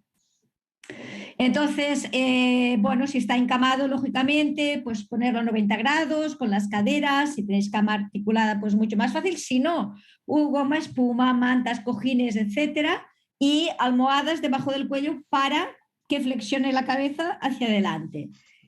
Luego veremos que en caso de tos o atragantamiento, muy importante, lo más difícil, mantener la calma. Recordad que, y esto lo decimos a veces en las sesiones con pacientes, cuando alguien se atraganta, todos pensamos, ay Dios, que se me va a ahogar. Lo que voy a decir os va a sonar muy mal, pero es muy difícil. Hay casos rarísimos de realmente fallecimiento por esto. Por tanto, vamos a mantener la calma, vamos a tranquilizar y luego veremos los movimientos que hay que hacer para, además de la maniobra de Heimlich, que la tendríais que saber hacer todos, pero hay otras cosas, ¿de acuerdo? Y muy importante para evitar reflujo y para evitar aspiraciones. Después de comer hay que estar media hora, 30, 40 minutos, ¿de acuerdo?, en la misma posición, porque en la que nos pongamos así vamos a tener reflujo y vamos a broncoaspirar. Me imagino que lo de las texturas os lo sabéis, ¿no? Lo de no mezclar, por ejemplo, una de las cosas que tenemos que evitar es siempre que hayan dos texturas distintas. ¿Qué son dos texturas distintas? Los fideos. Los fideos tienen una cosa sólida y agua. Mal vamos, ¿de acuerdo? Entonces, sí, eso es, y ahí es cuando utilizamos el puré, utilizamos para que no hayan texturas distintas. O un arroz líquido también es dos texturas distintas. Y muy importante, cuidado con las espinas, los huesos, esto ya lo sabéis, o también los alimentos que resbalan. Hay alimentos que son especialmente resbaladizos, la lechuga o la escarola son algunos de ellos. Lo que os decía, la sopa de arroz, la sopa de fideos, la leche con galletas, ojo, las galletas solas son muy difíciles de tragar porque aspiras trocitos, pero si son leche con galletas tienen que estar bien triturados, ¿vale? Hay y luego... un comentario ¿Sí? que dice que estimular con alimentos ácidos aumenta para activar la deglución. Sí, señor.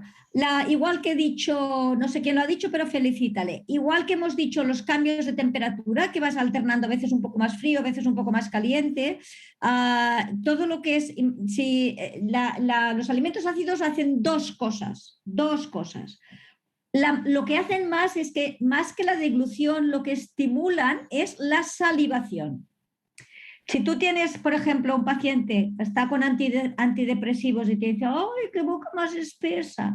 Y dices, cógese un poquito de piel de limón con un poco de pulpa y la mastica un poco y verá cómo le viene la saliva.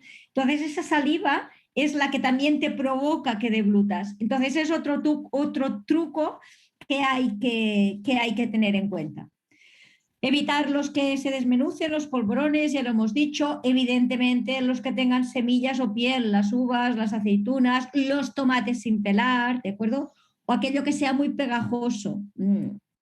El pan de molde, cuando éramos pequeños, ¿os acordáis cuando hacemos la primera comunión y te dicen que no puedes masticar y se te queda el cuerpo de Dios pegado al paladar y tú piensas, ay, ¿ahora qué hago? Y vas con la lengua intentando sacarlo. Es decir, estos alimentos se quedan enganchados. Cuidado con los caramelos masticables también, ¿vale?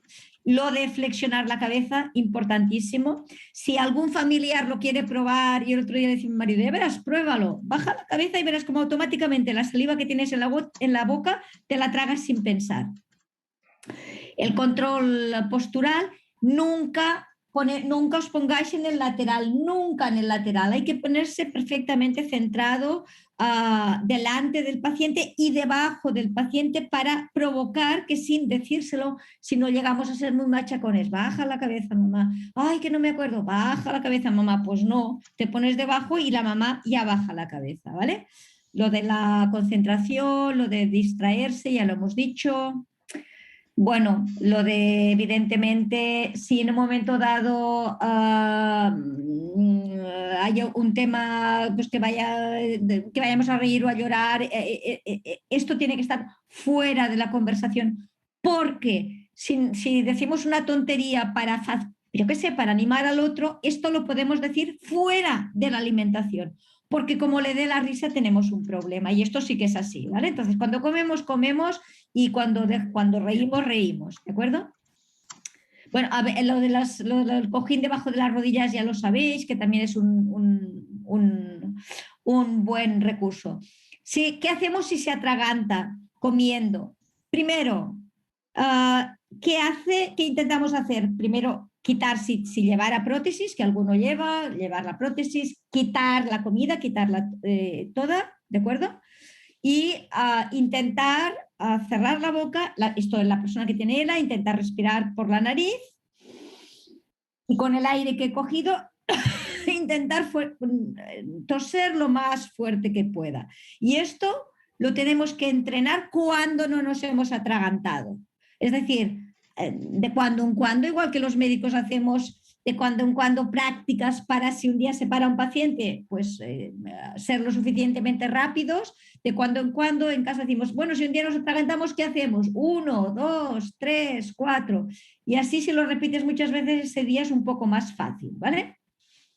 Y el acompañante pues le va a repetir estos 5 pasos, vacía la comida, cierra la boca, respira por la nariz, sácalo y tose todo lo que puedas y vamos a repetir, ¿de acuerdo? Y si realmente vemos que esto no surte si no surge efecto, perdón, entonces es cuando ya nos vamos a la maniobra de Heimlich, que si queréis la podemos comentar otro día o a lo mejor todos ya tenéis entrenamiento en la maniobra de Heimlich, que se puede hacer tanto si el paciente está así como si está en silla de ruedas. Heimlich se puede hacer perfectamente desde detrás. Decidme un poco cómo vamos, si vamos adelante, si paro, si respondo preguntas, ¿qué creéis? Sí, yo quería hacerte un comentario. Los pacientes que ya están en una posición muy invalidante no se pueden pesar. Obtener el índice de masa muscular es casi imposible.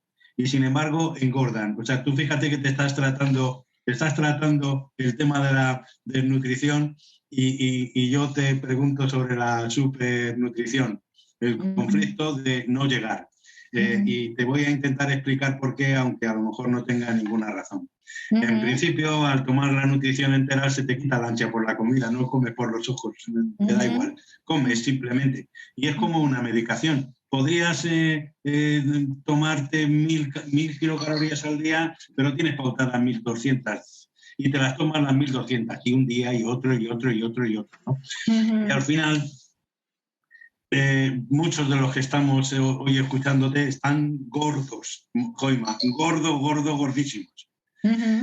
Y no sabemos por qué, porque a nosotros lo que nos produce es una hinchazón abdominal. Tienes un abdomen que es increíble. ¿Cómo es posible que en el cuerpo que tengas ese abdomen?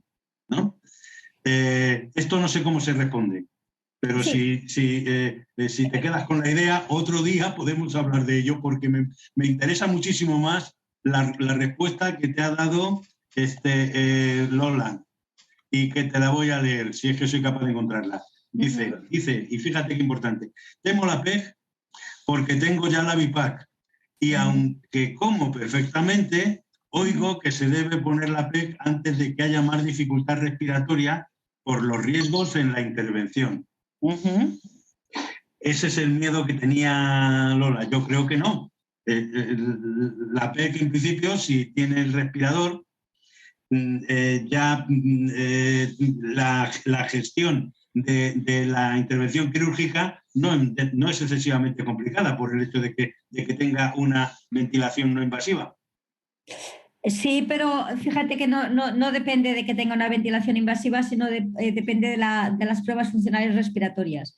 Entonces, las pruebas funcionales respiratorias, ahí vas a tener que tener un nivel de capacidad vital de superior al 50%, y si no lo tienes será cuando dirán, uy, no podemos hacer la sedación. Entonces, a ver, pensad que cada caso es distinto. Y luego la otra cosa que comentabas es de la obesidad. Lo importante en estos pacientes es saber si son obesos o solamente es una enorme barriga debida. Por ejemplo, tengo un compañero, de hecho no es un paciente, tengo un compañero, la compañera de hecho es una mujer, que toda la gente pues en el hospital le dice, qué obesa que está. Y yo pienso, bueno, yo no digo nada, claro, callo y pienso, es que no es obesa, esta mujer no es obesa, pero tiene una barriga sí, porque tiene un problema intestinal, ¿de acuerdo? Con una atonía y un megacolon impresionante, que tú tienes la sensación de que está embarazada de 9 meses o que tiene una obesidad terrible y no la tiene. Entonces, por tanto, la primera cosa es ver si tú no, primero, si en las unidades sí podemos, aunque el paciente esté en silla de ruedas, pesarle, primera cosa. Segundo, pero si no puedes pesar o no puedes tener el diagnóstico, sí tienes que saber si ese volumen es de obeso o no. Porque sí es cierto, fíjate que en una de las diapositivas yo decía, no, es que si el paciente tiene un índice de masa corporal superior a 30 y eso evidentemente en este caso no es por masa muscular, es por grasa, ¿vale? No una barriga enorme, sino un índice de masa corporal superior a 30, ahí sí que nos podemos plantear perder peso. Y a lo mejor hay que reajustar la cantidad de calorías, está claro, porque tampoco nos conviene, pero ahí sí que tienes que bajar a cada paciente, ahí sí que tienes que bajar a cada paciente. Y se puede, y tú puedes coger y hacer una determinación de grasa corporal y ver perfectamente, pero absolutamente perfectamente de qué se trata. Incluso a veces, sencillamente utilizando estudio de pliegues, haces pliegues, ¿vale? Haces pliego de tejido subcutáneo, no de masa muscular. Y puedes tener una idea indirecta de qué cantidad de masa grasa, porque estar obeso es fundamentalmente tener masa grasa superior a un X tanto por ciento.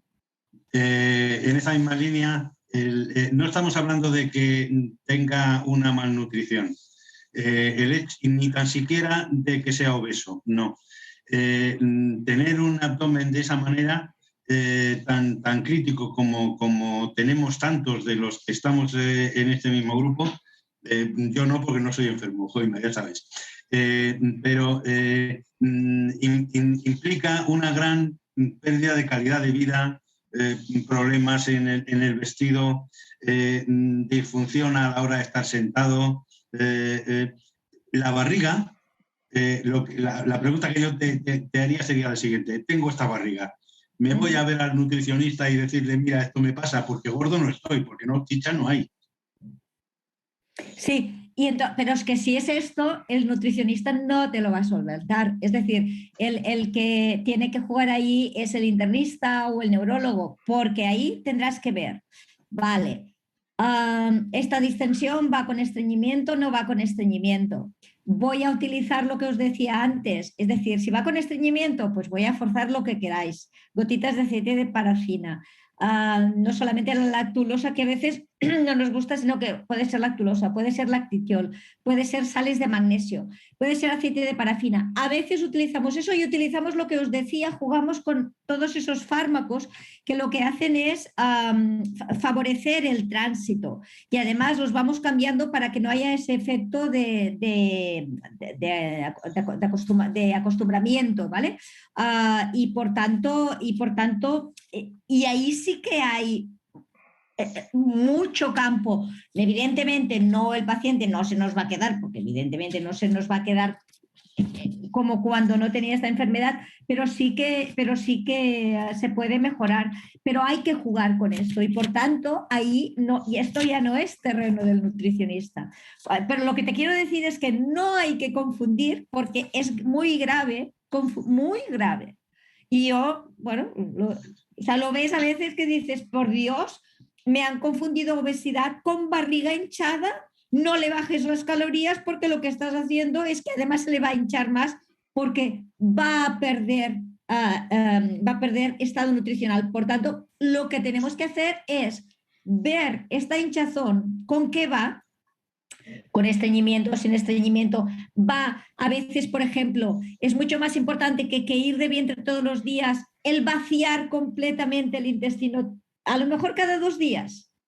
Y ahí tienes que empezar a jugar con todo esto que te decía, pero es que hay un mogollón de fármacos que se pueden utilizar, pero muchísimos. Si queréis que os pase un resumen de una revisión de todos los creo que es de la Academia Americana de Gastroenterología, que hizo una revisión extraordinaria hace no me acuerdo cuánto, pero muy buena, de todos los fármacos sobre la paresia, y es ahí donde tienes que entrar. Lograremos ¿Lograremos normalizarlo 100%? No. Mira, por ejemplo, no es lo mismo porque no es una ELA, pero tengo una paciente que le ha pasado esto como consecuencia de un ictus.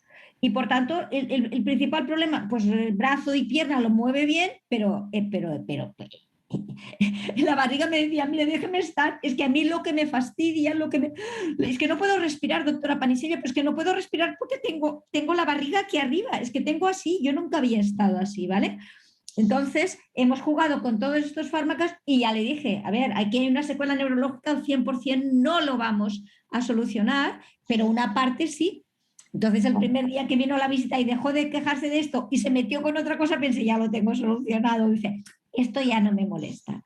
Por tanto, es ahí donde tenéis que ir. No hay que confundir con obesidad, porque entonces bajamos calorías, no vamos a bajar de volumen y por tanto hay que ver, ¿es una obesidad? Perfecto.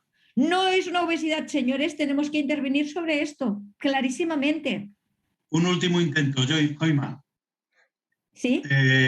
Todo va bien, pero no tendré una nutrición especialmente alta en hidratos de carbono, puesto que mi movilidad es total y el sitio donde se me acumula la grasa, sobre todo si es una mujer, aunque también los hombres, es en la zona abdominal. A ver, te vuelvo a lo mismo. Si yo tengo, imagínate, no solamente la zona abdominal, pues yo veo que este paciente está haciendo un hígado graso, ¿de acuerdo? Yo veo que este paciente es que me cuesta muy poco, es que puedo coger sencillamente y medir, es que me cuesta levantarme de la silla y medir el pliegue. Medir el pliegue es que solamente explorando al paciente, ¿vale? Puedo medir el pliegue y decir, uy, uy, uy, me está aumentando de grasa. Entonces sí, entonces tengo que bajar hidratos de carbono, tengo que cambiar la composición, aumentar un poco las proteínas, clarísimamente. Pero es que tenemos recursos. El recurso que te estoy diciendo cuesta 2 segundos. A mí a veces pacientes me dicen, quite, que no le voy a pesar hoy. Vamos a tocar, a coger el compás y a tocar o a medir, ¿vale? Entonces ahí sí, claro. Ahí bueno, sí. pues es así. Compañeros que te están escuchando ahora mismo, igual que mi esposa Araceli, están embarazados. Sí, sí. Pues entonces ahí hay que ver qué parte es de distensión y qué parte es de grasa. Y por tanto, claro, en función de esto es que actúas de una manera o actúas de otra, pero siempre es decir, a ver, de esto que yo tengo, ¿cuánto es esto y cuánto es esto? Porque ahí voy a coger el camino de la derecha y ahí voy a coger el camino de la izquierda y a lo mejor tengo que hacer 50-50, mitad y mitad, ¿vale? Perfecto. Hay una pregunta y un comentario en el chat. Uno pregunta, dice, ¿uso del tosedor en atragantamiento? Perdona, pues que nos explique un poquito más qué está haciendo en este momento, por qué lo está haciendo, etcétera, etcétera. Vale, y mientras tanto seguimos.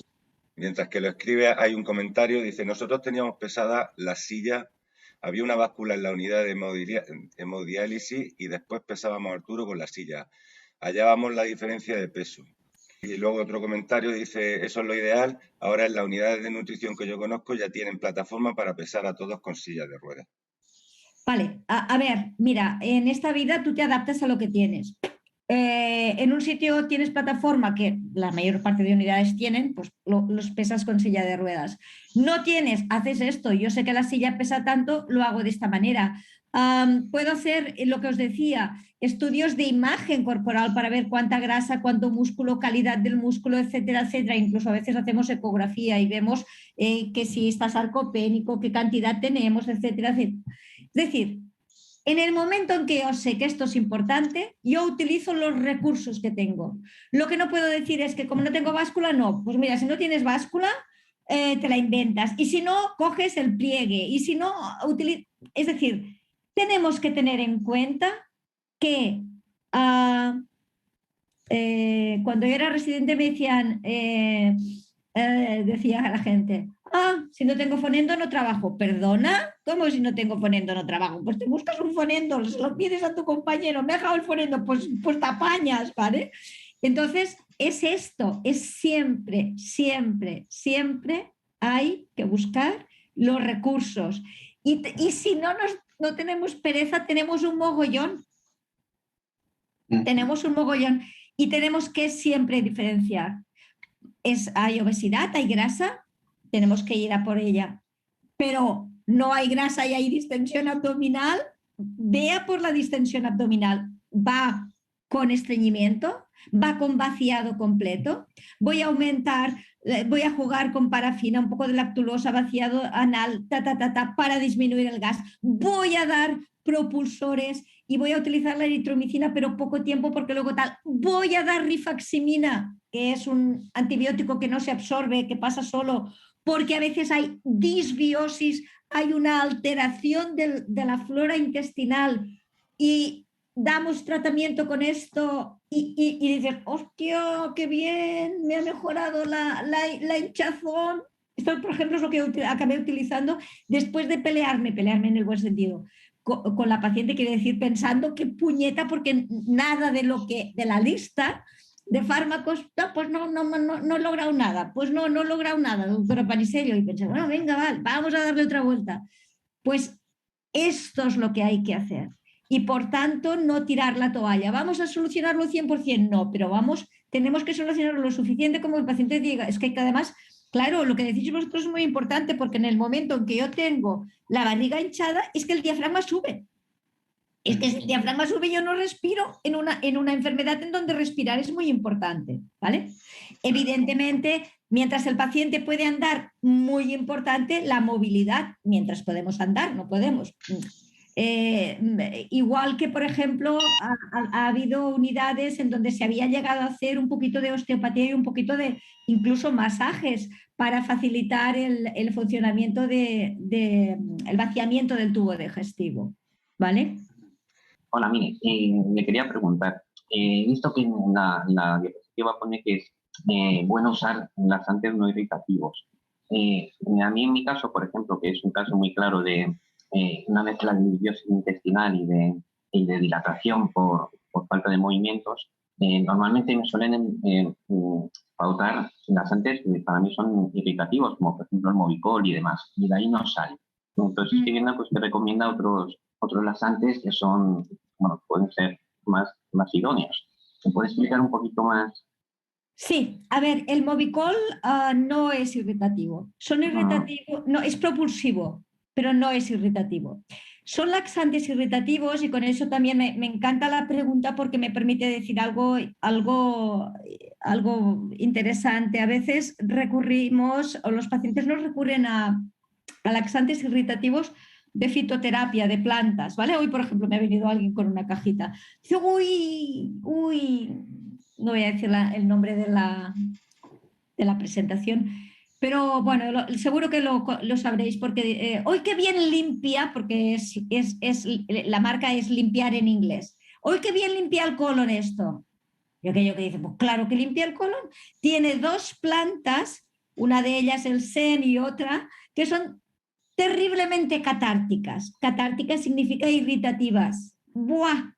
Es pan de hoy para hambre de mañana. Entonces, el Movicol no es irritativo. Se puede jugar fundamentalmente con laxantes que aumentan bolo, como puede ser esto que te decía, lactulosa. El lactitiol, la lactulosa es muy dulce. Muchos pacientes dicen, oh, qué asqueroso. Pero el lactitiol no lo es. Las sales de magnesio. La parafina tiene la ventaja que como lo puedo dar en gotitas, nos va muy bien. Y luego, decías en mi caso también hay disbiosis. Pues el tratamiento que hacemos a veces de la disbiosis con esto que decía, con este antibiótico, con la rifaximina, que a veces hacemos, por ejemplo, podemos hacer a veces, bueno, tratamiento inicial y después una vez al mes. Esto también lo hacemos en divertículos, en diverticulitis para que no recidiven. Esto puede ir muy bien y luego ponemos probiótico para restaurar flora. Si quieres, te dejo o que Salvador te deje mi correo electrónico y te envío todo explicando los tipos de laxantes y tal, y así si en un momento dado, nunca los tomes por tu cuenta, coméntalo con el médico, pero tendrás un poquito más de información, ¿vale? Se le agradezco, vos sois muy amable, gracias. De nada. Hay un comentario de lo que estás diciendo, cuidado con los laxantes, no todos lo admiten en uso por gastrostomía. Movicol, si permitido, consultar el uso. Exacto. A ver, fijaros que por eso os digo que siempre, siempre consultad al facultativo, porque primero es que los laxantes irritativos no nos convienen aún sin tener gastrostomía. Es que aunque no estemos en fase de PEG y que estemos tomando, no me conviene, porque lo que voy a hacer va a ser hacer una reacción, incluso puedo hacer una melanosis colónica, que es que el intestino pobre queda todo como negro porque lo he irritado. Entonces, no lo debo ni tomar ni si estoy en fase oral, ni si estoy en fase de PEG, porque pueden ser contraproducentes. Por eso os digo que normalmente hacemos los formadores de bolo, parafina y luego a estimulación anal y luego, pues eso, tratamiento de disbiosis, por ejemplo, la rifaximina sí se puede dar o otros fármacos para que aumenten un poquito la propulsión. Y normalmente lo que hacemos es irnos adaptando a esto, adaptándonos a cómo va evolucionando el paciente, lógicamente. De la pregunta de antes de uso del tosedor en atragantamiento, especifica que hasta ahora con la TOM me ha bastado antes de sacar el tosedor, pero si no basta... No, si no basta, lo que tienes que hacer es lo que decíamos antes, es decir, en primer lugar, hacer que alguien, si estás, es decir, puedes estar solo o puedes estar acompañado. Si con la tos no te basta, lo que vamos a hacer es ponernos detrás del paciente, ¿de acuerdo? Nos vamos a poner, si el paciente está aquí, con los brazos desde atrás y esto es mano derecha, esto es el puño izquierdo. Puño izquierdo, mano derecha a la altura del estómago y lo que vamos a hacer es comprimir con fuerza para que el aire que hay mucho en el estómago salga bruscamente y me obstruya las vías aéreas. Y esto igual lo puedo hacer desde atrás. Si está en una silla normal, desde atrás cogiéndote a la silla o incluso en una silla de ruedas.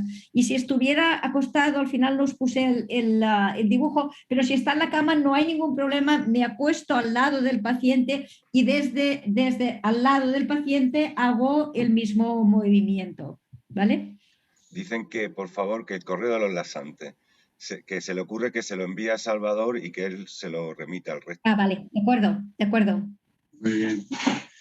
Bueno, pues si no hay más preguntas, no. Joima, me imagino que habrás adelgazado en esta ronda a que te hemos sometido. No, mientras no me haya encogido, que solo mido 1,50 m, vamos bien. Pues verás,